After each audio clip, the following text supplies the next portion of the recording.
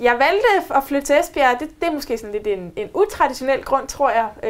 Jeg havde ikke nogen familie, så det var ikke sådan ud fra et ønske om at få fred og ro. Men det var simpelthen for at prøve noget nyt. Jeg havde boet i København i hele mit voksenliv. Når jeg ikke havde boet der, så har jeg boet i udlandet, læst og rejst. Så jeg trængte simpelthen til at prøve lidt radikalt anderledes. Og på det tidspunkt, der var det nogenlunde temmelig skræmmende, det der med tanken om at flytte tilbage, som det for mit vedkommende er, til Vestjylland. Og det tænkte jeg skulle udfordre mig selv lidt på. Så trængte jeg også simpelthen til luftforandring, noget andet end København.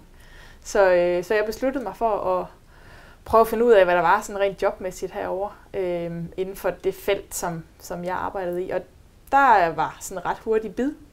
Så jeg valgte at flytte sådan med meget kort varsel og fandt en lejlighed, og der bor jeg stadigvæk. Jeg oplevede for det første sådan arbejdsmæssigt at blive rigtig godt modtaget. Altså at jeg kom ret hurtigt i gang med at lave en masse spændende ting.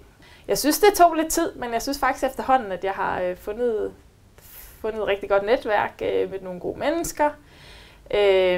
Og også har fået sådan skabt mig et liv uden for det, der er arbejdet.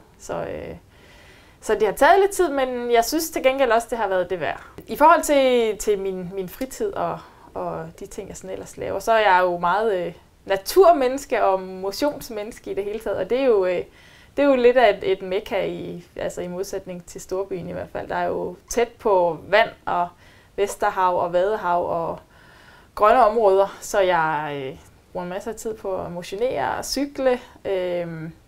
Og så er jeg stadigvæk i gang med sådan at udforske lokalområdet i forhold til både sådan bymæssigt, hvad der ligger, men også naturmæssigt. Jeg har oplevet nu, hvor jeg har været her i 1,5 år, at jeg både jobmæssigt og socialt har fået det rigtig godt.